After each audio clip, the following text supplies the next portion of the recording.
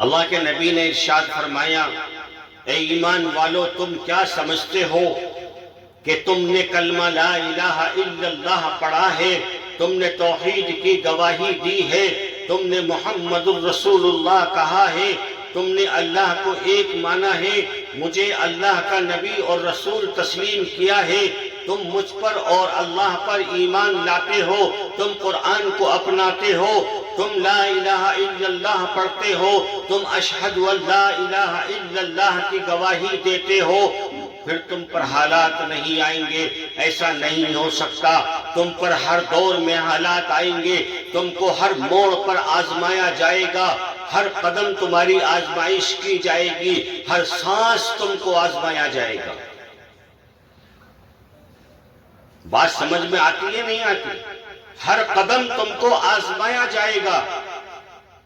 تم کو مال دے کر بھی آزمایا جائے گا، تم سے مال چھین کر بھی آزمایا جائے گا، تم کو اولادیں دے کر بھی آزمایا جائے گا، تم سے اولادیں چھین کر بھی آزمایا جائے گا، تم کو عزت دے کر آزمایا جائے گا، تم سے عزت لے کر آزمایا جائے گا، تم کو حکومت دے کر آزمایا جائے گا، تم سے حکومت چھین کر آزمایا جائے گا، تم کو تندرستی دے کر آزمایا جائے گا، تم سے تندرستی چھین کر آزمایا جائے گا، ہر دور، ہر وقت، ہر لمحہ، ہر منٹ، ہر گھنٹہ تمہاری آزمائش ہوگی، کیونکہ ایمان والا بہترین ہیرے کی طرح ہوتا ہے، جس ہیرے کی حفاظت کی جاتی ہے، جس ہیرے کو گندا ہونے سے روکا جاتا ہے، جس صاف ستھرے مہنگے قیمتی برتن کو گندا اور کالا ہونے سے اس کی مجھائی کی جاتی ہے،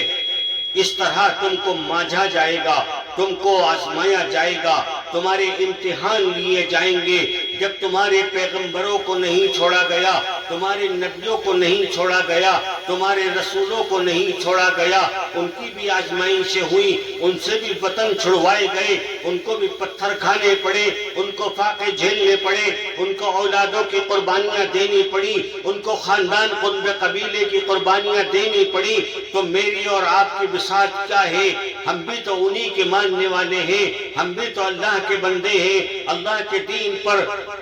ایمان لانے والے ہیں، اللہ کے دین کو اپنانے والے ہیں، ہم وہ لوگ ہیں اللہ اور اللہ کے رسول پر ایمان لائے ہیں، قرآن پر ایمان لائے ہیں، زبور، توریت، انجیل پر ہم ایمان لائے ہیں، اپنی اچھی بری تقدیر پر ہم ایمان لائے ہیں، قیامت کے دن پر ہم ایمان لائے ہیں۔ ہمارا ایمان ہے کہ اللہ کے نورانی فرشتے ہیں، جو نورانی مخلوق ہے، جو اللہ کے حکم سے پیدا کی گئی ہے، اور اس کو کوئی اخراجات نہیں ہوتے، اس کو تھکان، اونگ، بھوک، پیاس نہیں لگتی، وہ فقط اللہ کے حکم کو پورا کرنے میں لگے رہتے ہیں۔ ہمیں ہر موڑ پر آزمایا جائے گا۔ اور آج ایک بات اور واضح طور پر آپ کو سمجھا دیتا ہوں، غور سے سنیے گا، توجہ دیجیے گا میری بات پر۔ اگر مسلمان نے کوئی گناہ کیا ہے اور اس گناہ کو کرنے کے بعد اگر مسلمان کی پکڑ نہیں آئی دنیا میں، تو سمجھ لینا اللہ اس سے سخت ناراض ہے، اللہ نے اس کی دوڑ کو ڈھیلا چھوڑ دیا ہے،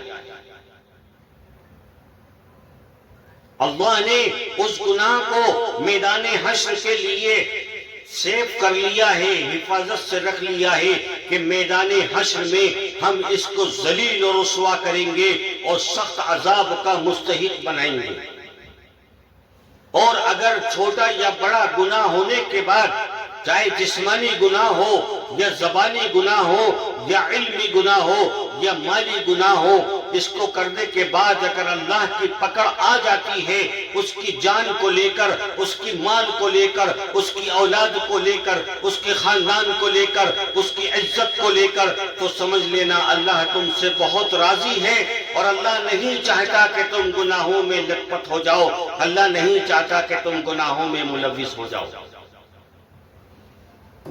اللہ سبحانہ وتعالی ایمان والے بندوں کو میدان حشر کی ذلت اور رسوائی سے بچانے کے لیے ان کی یہی پکڑ کرتا ہے، ان کو یہی تکلیفیں پہنچاتا ہے، تاکہ تم اللہ سے توبہ استغفار کر سکو، تم اللہ سے مدد مانگ سکو، اور تم اللہ کی پناہ میں آ سکو اور تم توبہ کر کے سچی توبہ کر کے آگے سے گناہ نہ کرنے کا اللہ سے وعدہ کرو۔